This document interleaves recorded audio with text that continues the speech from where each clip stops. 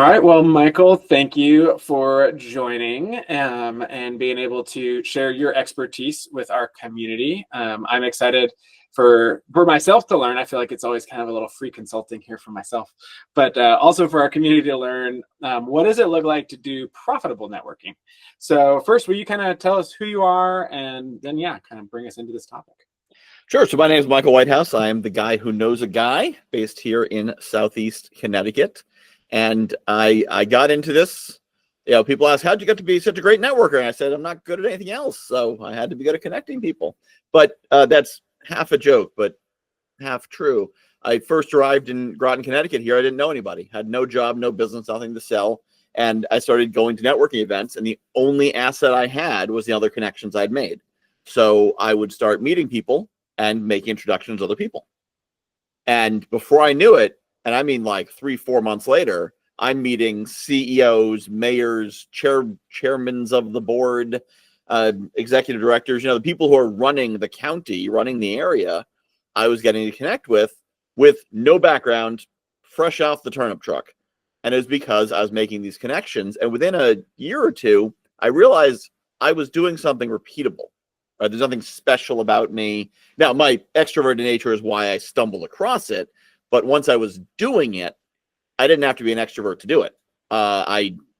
Anyone could do the same thing I was doing. And so that's how I wrote my first book, which is this one here, The Guy Who Knows a Guy.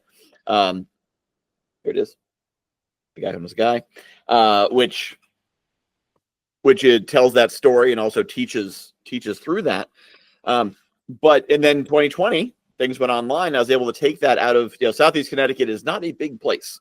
So I was able to take it to the world and meet a much larger network and a much higher caliber of networkers doing bigger and better things, and realize these same concepts that I'd perfected in New London County, Connecticut, work just as well on a larger scale. And again, very soon I was meeting, 7-8 figure business owners. I was meeting major players in the coaching space, and by doing the exact same things.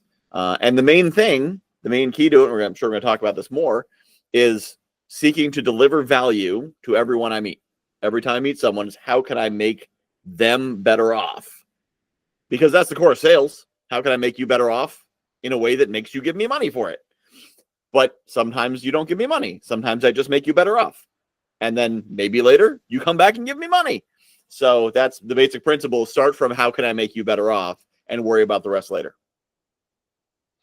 I love that. I love that generous posture there. Mm-hmm. I'm like, all right, I'm just going to show up consistently and give. And yeah, it seems like it's working out pretty well. So, and even, having gotten to know you a little bit here in recent months, I can totally imagine you showing up at a new place and meeting those people. And you're, like you said, your extroverted nature allowed you to discover this, but I love how you've taken a lot of these principles and distilled it down for those of us who maybe aren't as pumped about walking into a big room.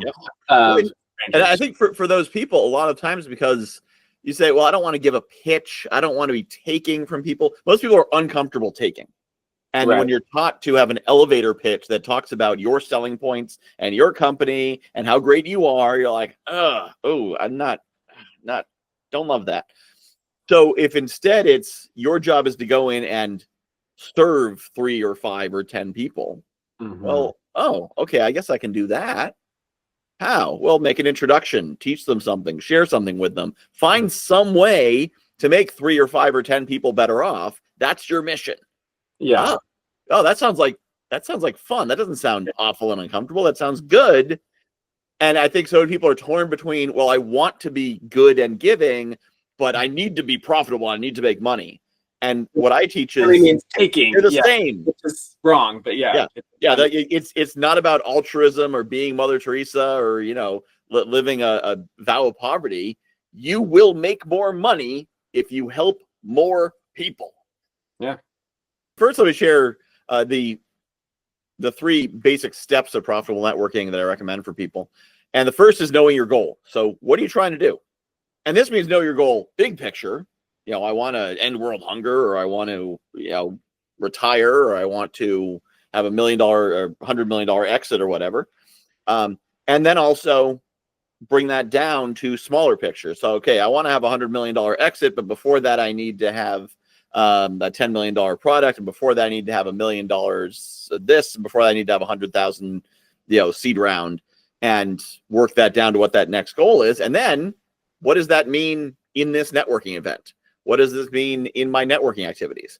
So if I want to, if my next step is $100,000 in funding, well, I need to find someone who can give me $100,000 in funding, which does not mean the orphan Oliver, will you please, sir, may I please have some funding? Please, sir, please buy my product. That's not what it means, but it means being aware that that is what you are looking for. So if you come across it, you can find it. The second step is know who can achieve that goal for you. So if you're looking for $100,000 in funding, you would like to find someone who could write a check for $100,000.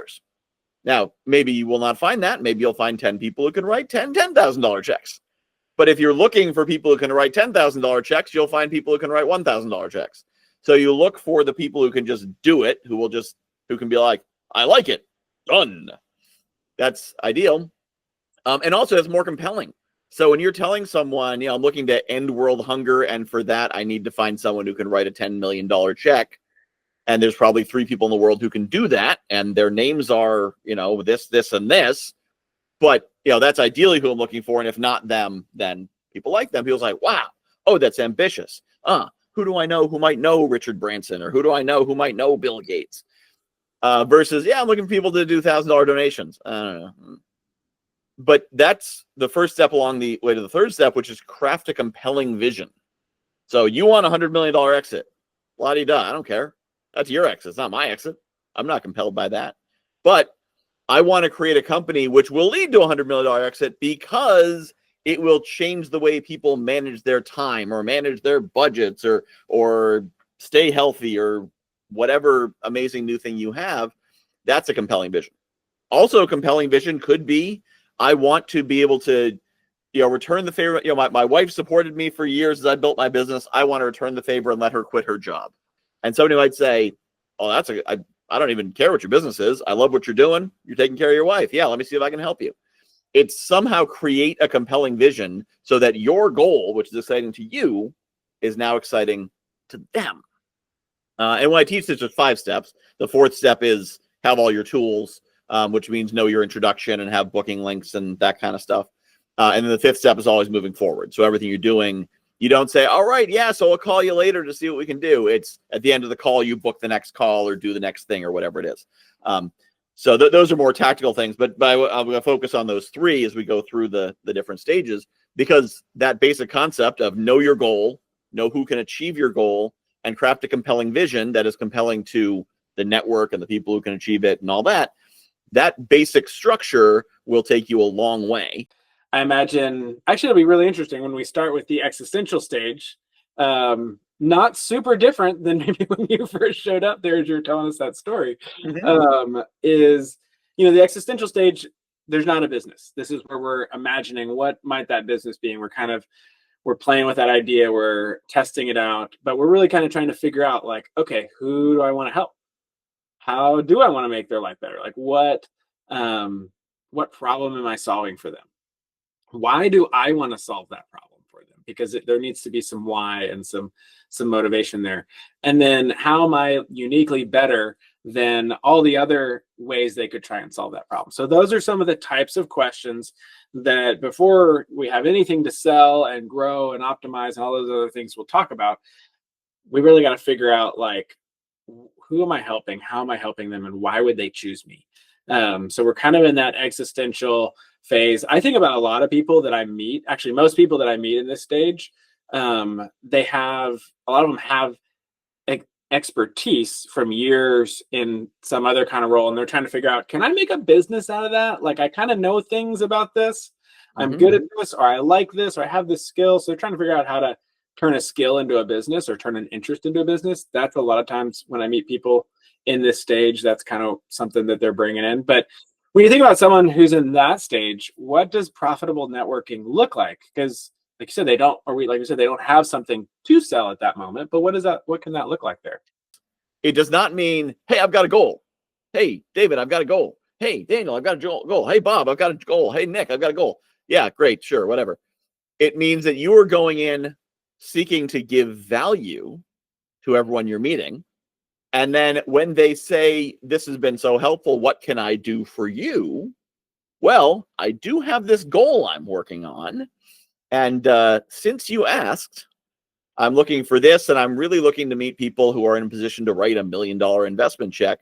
If you might be able to point me in the right direction to find someone like that. Or the first step might be, I've got this solution and I don't know, I've got a key and I don't know what lock it goes in. Because people that existential stage may be, I've got this set of skills, I've got this set of tools. And the cool thing with networking is successful people love to give back. So if you are going around with this energy of, I'm here to provide value, I'm here to give, I'm here to support the people I meet. And then you meet people who are more experienced than you in the space, in business, in networking, in whatever you need, they are going to be inclined to say, oh, well, tell you what, maybe this will help you, or how about this tool, or I have a course, let me give you free access to it because you seem like a good kid. And, I get that, and I'm 45. People think I seem like a good kid because no matter what room I'm in, people are older than me. It's kind of cool. It means they know more stuff than me. But by going with that energy, people will want to support you and want to pour into you because they know it's going to return in some way. So it's leading with value, knowing what your goal is, knowing who can achieve that goal for you, and then creating a compelling vision around that goal so that people know how they can help you and how they can support you.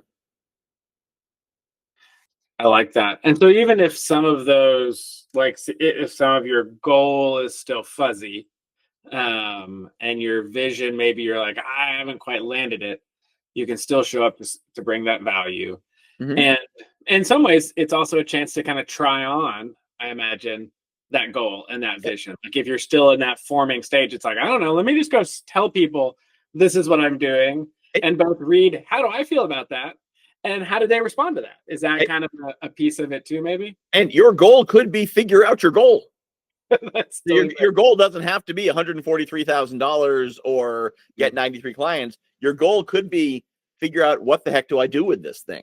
Yeah, I have these skills and I want to have some kind of business of my own next year. And I'm trying to figure that out. Like that could be your goal that you could share with somebody. Yeah. And in fact, the networking concierge offer that I created a number of years ago happened because I was speaking with someone and he was a business consultant and I think he charged something like $2,000 an hour. And we were on a networking call and he said, and I shared that what I had and the challenge I had. He's like, well, what if you were to do this? What if your business model was that people hire you to network for them? People pay for that. And I said, really? He's like, yeah. I said, how would that look? And he said, look like this and A, B, C, D, E. And I said, oh, holy mackerel. And then proceeded to go out and make, $85,000 doing that. So, so if your goal is to figure out what your goal is or figure out what your offering is, that can be great because there's someone out there, who can achieve that goal. Well, someone knowledgeable enough, experienced enough that they've seen someone doing what you're doing and can say, oh, I've seen that model before. It looks like this. This is what you want to do. So, your goal doesn't have to be 23 clients. Your goal could be, who am I? What am I doing? Like, that's a perfectly valid goal. And it comes back to what you were saying before of like, okay, if my goal is figuring that out, I probably have a different group of people that I want to talk to than if my goal was 23 clients. And so even the events that I would want to go to might shift a little bit where I'm like, oh, where are the people that could help me in this formative process that would know, would have, like you talking to that business consultant who could give that insight and go, hey, people pay for what you do. And so that's that. I could see how that helps you even navigate a little bit in that early stage of, you might not actually be aiming for people adjacent to maybe the niche that you're thinking about, but might be more just like, hey, who knows how to run a business or who knows how to shape an offer, and I'll be around those people. Or I think these are my ideal clients, so maybe I'll be around them and see if they think what they think about me solving a certain problem. And you're kind of verbally field testing a little bit in that, and your networking. Is that a good representation there, you feel like? Yeah, definitely. And yeah, so if the initial goal is figure out what my offer is and what solution I provide, Then who can achieve that is people who have the answer. People who are knowledgeable about business, have experience with those kinds of things. Later on, your goal may be find people I can serve with my basket weaving skills to teach them to weave baskets. And then the kind of people you want to meet are the head of the International Basket Weaving Association, or the head of the International Egg Carrying Association, because they need to weave baskets to carry their eggs in. But it's figure out what the person is for that next step. But the first step is your goal is going to be figure out what it is you do. What's your business? Yeah, that makes a lot of sense. So in our model, people graduate from that existential stage when they do kind of have their solution statement, where they say, okay, this is a single statement that communicates the value I bring to solve a problem for a specific person. So when they have that solution statement, though, that's not always necessarily like something someone can buy. So as we've gone through all these different ones, Michael, is there kind of anything you'd want to, as we wrap up, kind of recap as we think about not just networking, but really profitable networking? Like how does networking help you grow your business and help you grow your impact and your influence? Anything you want to kind of recap with here? So the first step is always to be seeking to provide value in every step in the process, beginning to end, because by doing that, it will get you into more productive conversations. It'll get you to talk to better people. It'll get people saying nice things about you in rooms that you're not in. And it eliminates that stress of, what should I say? You should say the thing that helps the person you're talking to. So if you're always thinking in that perspective, also then people aren't going around their guard up because they know that you're always trying to get an angle. They know you're trying to help them. And you get that reputation as being a good person who's trying to do good for people. And then they're going to want to do good back. And then that basic rubric, know what your goal is. And this is not just for networking, by the way. This is for everything. When I do coaching, doesn't matter what someone says, hey, how do I blank? My first question is always, why do you want to do it? In other words, what's your goal? So I want to do more networking. Why? What's the reason for it? What's the goal? What do you want to get out of it? And then who can help you achieve it? And then compelling vision. In other words, what's the thing that they will find interesting, not the thing that you will find interesting? So take what you're doing, make it interesting for them, which is kind of comes back to that value thing. Value is thinking about what makes this interaction good for them. Compelling vision, what makes this interesting for them. So trying to place yourself out of your shoes and into their shoes is going to make it much more effective. And that's how you avoid being the pitchy guy who's just coming in and saying, check out my amazing product. Hey, you're looking to sell a house? Because I'm a realtor and I can sell your house for you. But like, no, I'm really not. No, thank you. But it's always about providing that value to everyone you can, as readily as you can. And at every level, knowing what you're looking for and knowing there is someone in the world, in almost any situation, there is someone walking the earth who can give you what you need. You just have to find them and make them like you enough to give it to you. No, I like it. No, that's really good. And so I appreciate you walking through this. It's your enthusiasm and your experience really do shine through, as well as your extroversion. But I appreciate how you've called out, and I've heard you talk about this before, how you don't have to be an extrovert to be a really effective networker. And so if you're watching this and you're like, networking terrifies me, that's not my jam, going to talk to new people, would definitely encourage you to connect with Michael. He does a great job of helping people think through like what that looks like. I'm kind of like an ambivert personally, so I can there's times where I'm like, yeah, and there's like, how do I talk to as few people as possible? So yes, I would definitely encourage anyone to connect with you, and that's where it's great, because you're here in the community with us, and look forward to you running some workshops and some other different opportunities for people to really leverage their networking skills, because it is such a important part of growing our business. So thanks so much. Looking forward to it. Yeah. Thank you.